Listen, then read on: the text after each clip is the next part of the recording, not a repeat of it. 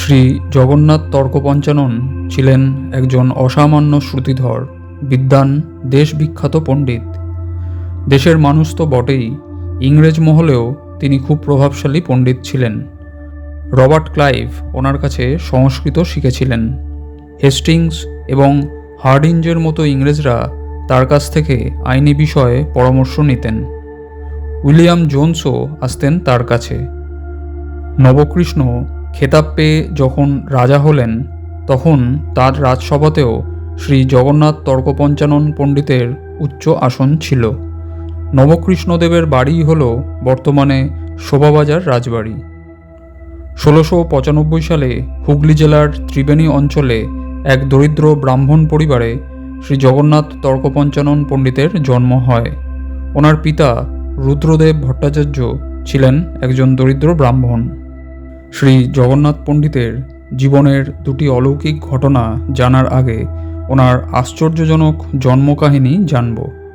প্রবাদ আছে, মহাপুরুষের জন্ম যখন সুনির্দিষ্ট হয়ে থাকে তখন কোনোভাবেই তা আটকানো যায় না। এই প্রবাদটি শ্রী জগন্নাথ তর্কপঞ্চানন পণ্ডিতের ক্ষেত্রে হুবহু মিলে যায়। ওনার পিতা রুদ্রদেব ছিলেন তর্কবাগীশ পণ্ডিত। দরিদ্র হলেও জীবনে তিনি যথেষ্ট খ্যাতি অর্জন করেছিলেন, কিন্তু মাঝবয়সে ওনার স্ত্রী এবং একমাত্র পুত্রের মৃত্যুতে তিনি খুবই ভেঙে পড়েছিলেন। রুদ্রদেব পণ্ডিত তখন বিখ্যাত জ্যোতিষাচার্য চন্দ্রশেখর বাচস্পতি মহাশয়ের কাছে গিয়ে মনের কথা খুলে বললেন। শ্রী চন্দ্রশেখর বাচস্পতিও ত্রিবেণীরই পূর্বপল্লীতে বসবাস করতেন। ওনার কাছে গিয়ে রুদ্রদেব পণ্ডিত বললেন, সংসারে থেকে অনেক কষ্ট পেলাম, শোকে আকুল হলাম, বংশ লোপ পেল, অধ্যাপনায় আর মনোসংযোগ করতে পারছি না। শেষ জীবনটা কাশীধামে গিয়ে বাবা বিশ্বনাথের চরণে কাটাতে চাই। শীঘ্রই ওনার কাশীযোগ আছে কিনা জানবার অনুরোধ করলেন। জ্যোতিষ আচার্য চন্দ্রশেখর বাচস্পতি অনেকক্ষণ ধরে রুদ্রদেব পণ্ডিতের হস্তগণনা করে বললেন, কাশীবাস কি পণ্ডিত মশাই, আপনার ভাগ্যে যে দিগ্বিজয়ী পুত্রলাভ রয়েছে, সেই পুত্র দেশজোড়া যশ ও প্রতিপত্তির অধিকারী হবে এবং তার সাথে আপনার বংশ দীর্ঘকাল ধরে বহমান হবে। এই শুনে রুদ্রদেব পণ্ডিত ভীষণ রেগে গেলেন। রুদ্রদেব পণ্ডিত বললেন, আমার বয়স এখন 63 বছর, আমার স্ত্রী পুত্র মারা গেছে, আর আপনি বলছেন আমি ভবিষ্যতে আবার পুত্রবান হব? রঙ্গরসিকতার একটা মাত্রা থাকা উচিত। জ্যোতিষ আচার্যের উদ্দেশ্যে তিনি বললেন, আপনি নাকি নবাবের নির্ভুল ভাগ্য গণনা করেছিলেন, তা সেও কি প্রতারণা করেই? এই বলে রাগে রুদ্রদেব পণ্ডিত ওখান থেকে চলে এলেন। কিন্তু কিছুকালের মধ্যেই জ্যোতিষীর জ্যোতিষ গণনা হুবহু মিলে গেল। পাশের গ্রাম রঘুনাথপুরের বাসুদেব বাচস্পতির 10 বছরের মেয়ের সাথে হঠাৎ করেই রুদ্রদেব পণ্ডিতের কাছে বৈবাহিক প্রস্তাব আসে। মেয়ের মায়ের আপত্তি থাকলেও তা গ্রহণযোগ্য হয়নি। রুদ্রদেব পণ্ডিতের সাথে বাসুদেব বাচস্পতির কন্যা অম্বিকার বিবাহ হয়। এরপর 1695 সালে ভূমিষ্ঠ হল এক অলৌকিক শক্তির অধিকারী শিশু। নাম রাখা হলো জগন্নাথ, এক দৈব শিশু। এবার আসা যাক সেই অবিশ্বাস্য ঘটনার কথায়। শ্রী জগন্নাথ তর্কপঞ্চানন পণ্ডিতের অসাধারণ মেধা ও যুগের চেয়ে অনেক এগিয়ে থাকা যুক্তি ও মননকে এখনও মানুষ একেবারে ভুলে যায়নি। শোনা যায় উনি 112 বছর বেঁচে ছিলেন। উনি ছিলেন একজন বিদ্বান পণ্ডিত এবং অসম্ভব শ্রুতিধর। ওনার মনে রাখার ক্ষমতা অসামান্য ছিল। মাত্র 24 বছর বয়সে তিনি ত্রিবেণীতে টোল খুলে বসেছিলেন। বর্ধমানের মহারাজা ত্রিলোকচন্দ্র একবার জগন্নাথ পণ্ডিতকে বর্ধমানে আসার জন্য আমন্ত্রণ করেন। শ্রী জগন্নাথ পণ্ডিত রাজার আমন্ত্রণে সেখানে গিয়ে একের পর এক পণ্ডিতদের তর্কযুদ্ধে হারিয়ে দেন।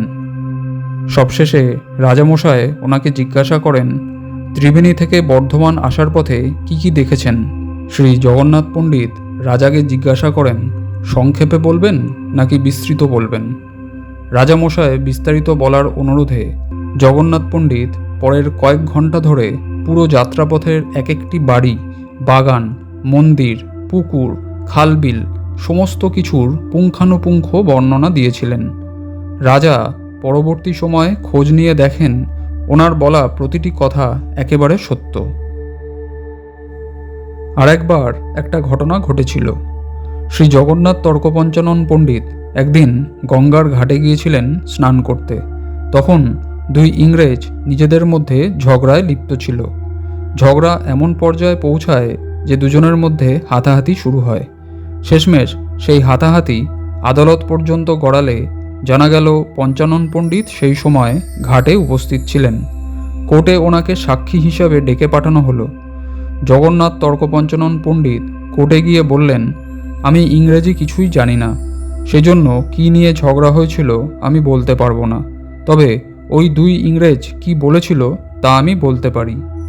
এরপর 1 ঘন্টারও বেশি সময় ধরে গোটা ইংরেজি কথোপকথনটা উনি বলে দিয়েছিলেন। এই অসাধারণ ঘটনার কথা ত্রিবেণী বাঁশবেড়িয়ার অনেকেই জানেন।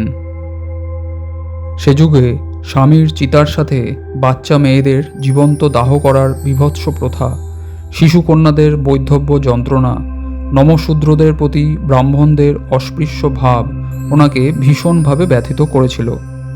এইসব গোড়া প্রথার বিরুদ্ধে তিনি বিশেষ কিছু করতে পারলেন না, সেজন্য নিজেকে ব্যর্থ মনে করেছিলেন এবং সেই কারণে তিনি 112 বছর বয়সে স্বেচ্ছা মৃত্যুর পথ বেছে নিয়েছিলেন। এক দশমীর দিন শ্রী জগন্নাথ তর্কপঞ্চানন পণ্ডিত পরিবারের সকলের সাথে নিজের বাড়ির দুর্গা প্রতিমা বিসর্জন দিতে এসেছিলেন। সেখান থেকে মনস্থির করলেন আর বাড়ি ফিরবেন না। সেই দুর্গাপুজোর মধ্যেও ত্রিবেণীর একটি বাচ্চা মেয়ে স্বামীর চিতায় সহমৃতা হয়েছে। শ্রী জগন্নাথ পণ্ডিত এই দুঃখ, এই যন্ত্রণা আর সহ্য করতে পারলেন না। তিনি ঠিক করলেন গঙ্গার সামনে স্বেচ্ছামৃত্যু গ্রহণ করবেন। সেখান থেকেই গঙ্গাযাত্রা করবেন। 8 দিন ধরে তিনি নদীতে পা স্পর্শ করে শুয়ে রয়েছেন। প্রথম কিছুদিন দুধ মুখে দিয়েছিলেন, তারপর সেটাও গ্রহণ করেননি। কয়েক ফোঁটা গঙ্গা জল ছাড়া কিছুই গ্রহণ করেননি। বহু দূর দূর থেকে মানুষজন ওনাকে দর্শন করতে এসেছেন, কেউ কেউ প্রণাম করছেন। শ্রী জগন্নাথ পণ্ডিত ওনার এক শিষ্য কৃষ্ণদাসকে শেষ সময় বলেছিলেন, সতীদাহ প্রথা নিশ্চয়ই একদিন বন্ধ হবে, শূদ্ররাও শিক্ষিত হবে, সেই আশাতেই জীবন সম্পূর্ণ করছি। শ্রী জগন্নাথ পণ্ডিত বারবার বলেছেন ঈশ্বর এক এবং অভিন্ন। ওনার মুখ থেকে শোনা গেছে নিরাকার ব্রহ্মের কথা। শ্রী জগন্নাথ তর্কপঞ্চানন পণ্ডিত স্বেচ্ছামৃত্যু বরণ করেন 1807 খ্রিস্টাব্দে। তখন রামমোহন রায় জন্ম নিয়েছেন এবং 13 বছর পর ঈশ্বরচন্দ্র বিদ্যাসাগরের জন্ম হয়। রাজা রামমোহন রায় সতীদাহ আইন পাশ করান 1829 খ্রিস্টাব্দে এবং ঈশ্বরচন্দ্র বিদ্যাসাগর 1856 খ্রিস্টাব্দে প্রথম বিধবা বিবাহ প্রথা চালু করেন। তার কিছু সময় পরে ভারত সরকার অস্পৃশ্যতা বিরোধী আইন আনে। শ্রী জগন্নাথ পঞ্চানন পণ্ডিতের শেষ ইচ্ছা ঈশ্বর পূরণ করেছিলেন।